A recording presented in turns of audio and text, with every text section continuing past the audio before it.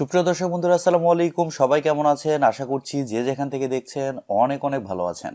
দর্শক বন্ধুরা, finally Realme 10 series Indian মার্কেটে লঞ্চ হচ্ছে, আর তারপর খুবই তাড়াতাড়ি এই ফোনগুলো বাংলাদেশের মার্কেটেও চলে আসবে। ইন্ডিয়ান মার্কেটে Realme 10 সিরিজ 8 ডিসেম্বর লঞ্চ হবে। আর আজকের এই ভিডিওতে আমরা কথা বলবো Realme 10 Pro Plus এই ফোনটি নিয়ে। এই ফোনটির হাইলাইটেড বিষয় হচ্ছে এই ফোনে থাকছে MediaTek Dimensity 1080 চিপসেট, এবং এছাড়াও থাকছে 108 মেগাপিক্সেলের ক্যামেরা, পাশাপাশি আরও থাকছে কার্ভ ডিসপ্লে। সবকিছু মিলে এই ফোনটি আসলে কেমন হবে? আর যেহেতু এই ফোনটি 8 তারিখে ইন্ডিয়ান মার্কেটে লঞ্চ হচ্ছে, সেহেতু এই ফোনটি আমরা বাংলাদেশের মার্কেটে কবে পাবো এবং এর দামই বা কেমন হতে পারে, এই সবগুলো বিষয় নিয়ে আজকের ভিডিওতে কথা বলবো। প্রথমে যদি এই ফোনটির ডিজাইন এবং বিল্ড কোয়ালিটি নিয়ে আমরা কথা বলি, তাহলে এই ফোনটির ব্যাক সাইডে থাকছে গ্লাস, এজি গ্লাস, এবং ফ্রেমে থাকছে অ্যালুমিনিয়াম। আর ফোনটির ব্যাক সাইডে থাকছে 3টি ক্যামেরা। তবে হুট করে দেখলে মনে হবে এই ফোনটির ব্যাক সাইডে 2টি ক্যামেরায় ব্যবহার করা হয়েছে, কিন্তু না, এখানে 3টি ক্যামেরায় ব্যবহার করা হয়েছে, এবং একেবারে নিচের দিকে থাকছে রিয়েলমির ব্র্যান্ডিং। রিয়েলমি এই ফোনটিকে যথেষ্ট স্লিম এবং লাইট ওয়েট রাখার চেষ্টা করেছে। ফোনটির থিকনেস করা হয়েছে 7.8 মিলিমিটার এবং ওজন করা হয়েছে 173 গ্রাম। এর কারণে এই ফোনটি আপনারা লং টাইম খুব ভালোভাবে ব্যবহার করতে পারবেন। তবে খারাপ লাগার মতো বিষয় হচ্ছে পোর্টস অ্যান্ড বাটন হিসেবে এই ফোনটিতে আপনারা 3.5 মিলিমিটার হেডফোন জ্যাক পাচ্ছেন না, আর শুধুমাত্র এই ফোনটিতে আপনারা 2টি সিম কার্ডই ব্যবহার করতে পারছেন। এক্সটার্নাল কোনো মেমোরি কার্ড এই ফোনটিতে ব্যবহার করতে পারছেন না। এই বিষয়টি একটু খারাপ লেগেছে। তবে ভালো ব্যাপার হচ্ছে এই ফোনটির সামনে আসলে আপনারা পেয়ে যাচ্ছেন একটি ফুল ভিউ কার্ভ ডিসপ্লে, যার উপর অংশে মাঝ বরাবর পাঞ্চলের মাধ্যমে বসানো থাকছে সেলফি ক্যামেরাটি। রিয়েলমির ফোনের প্রথমবার ডিসপ্লের মাঝ বরাবর পাঞ্চলের মাধ্যমে সেলফি ক্যামেরা ব্যবহার করা হয়েছে। এই বিষয়টি খুবই ভালো লেগেছে। আর সবচেয়ে ভালো ব্যাপার হচ্ছে এই ফোনে থাকছে ইন ডিসপ্লে ফিঙ্গারপ্রিন্ট সেন্সর, যা খুবই ফাস্ট এবং অ্যাকুরেট বলে জানতে পেরেছি। ফোনটি মার্কেটে 3টি কালার ভেরিয়েন্টে পাওয়া যাবে, ব্ল্যাক, ব্লু এবং স্টারলাইট। ওভারঅল সবকিছু মিলে এই ফোনটির ডিজাইন এবং বিল্ড কোয়ালিটি আপনাদের কাছে কেমন লেগেছে কমেন্ট করে আপনাদের মূল্যবান মতামত অবশ্যই জানাবেন। আর আপনারা যদি আমাদের চ্যানেলে নতুন হয়ে থাকেন, সেক্ষেত্রে আমাদের চ্যানেলটি সাবস্ক্রাইব করে পাশে থাকবেন, আর পাশে থাকা বেল আইকনটি প্রেস করে দিবেন। ডিসপ্লে নিয়ে কথা বলতে গেলে এই ফোনে থাকছে 6.7 ইঞ্চির একটি AMOLED প্যানেল, যেখানে থাকছে 1 বিলিয়ন কালার্স এবং HDR10+ এর সাপোর্ট। এই ডিসপ্লেটি হচ্ছে ফুল HD প্লাসের একটি ডিসপ্লে, যার রেজুলেশন হিসেবে থাকছে 1080x2412 পিক্সেল, এবং আরও থাকছে 394 ppi ডেন্সিটি। আর ডিসপ্লের ভালো ব্যাপার হচ্ছে এই ডিসপ্লেতে ব্যবহার করা হয়েছে 120 হার্টজের রিফ্রেশ রেট। এর কারণে স্বাভাবিকভাবে ডিসপ্লে টাচ রেসপন্স কিন্তু খুবই ভালো হবে, এবং এছাড়াও থাকছে 800 নিটস টাইপ ব্রাইটনেস, যার কারণে ডাইরেক্ট সানলাইটেও যদি এই ফোনটি আপনারা ব্যবহার করেন, সেক্ষেত্রেও ডিসপ্লেতে ব্রাইটনেসের ঘাটতি ফিল করবেন না। ডিসপ্লেটা যথেষ্ট ব্রাইট হবে। আর ফুল HD প্লাসের AMOLED প্যানেল হওয়ার কারণে ডিসপ্লেতে যে কোনো কন্টেন্ট প্লে করলে শার্পনেসের ঘাটতিও একেবারেই ফিল করবেন না। ডিসপ্লের কালার কোয়ালিটিও দুর্দান্ত হবে। ওভারঅল প্রাইস পয়েন্ট অনুযায়ী রিয়েলমি এখানে অবশ্যই ভালো ডিসপ্লে প্রোভাইড করেছে, পাশাপাশি কার্ভ ডিসপ্লে। ফোনটির সফটওয়্যার এবং পারফরমেন্স নিয়ে যদি আমরা কথা বলি, তাহলে এই ফোনে থাকছে Android 13, যার ব্যাকএন্ডে থাকছে Realme UI 4.0। আর ফোনটিতে চিপসেট হিসেবে থাকছে MediaTek Dimensity 1080, যা আমরা Redmi Note 12 Pro সিরিজেও দেখতে পেয়েছি।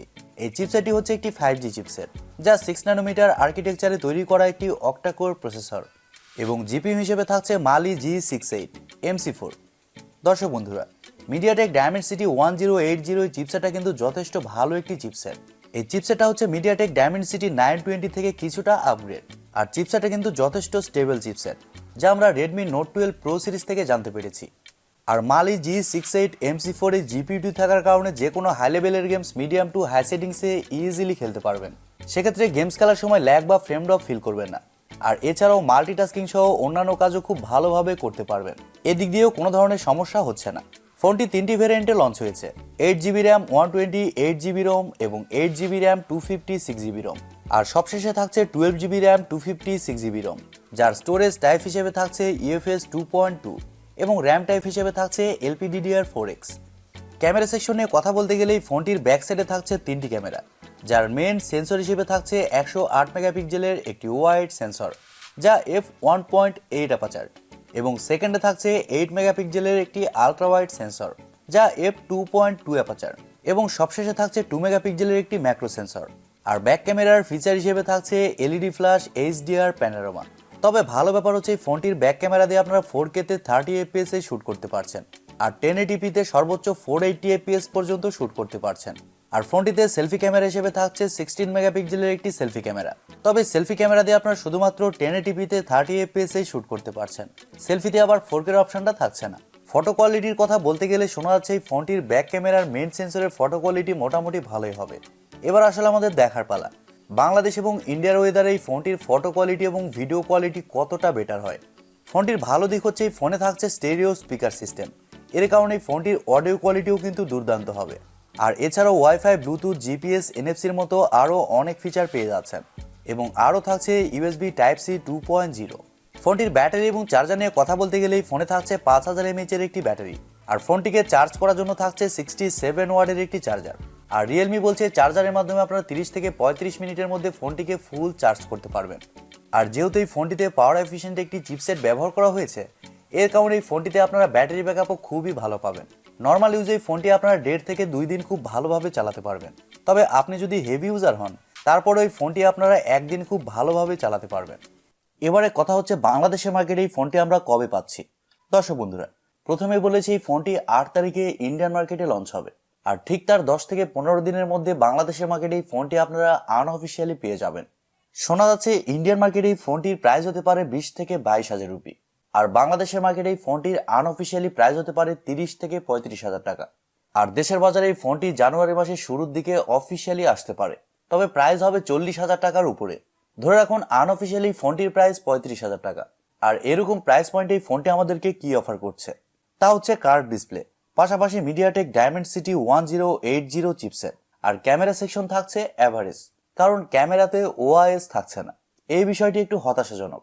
সো এবার আমাদের দেখার পালা বাংলাদেশের মার্কেটে এই ফোনটি কবে এবং কেমন প্রাইস পয়েন্টে লঞ্চ হয়।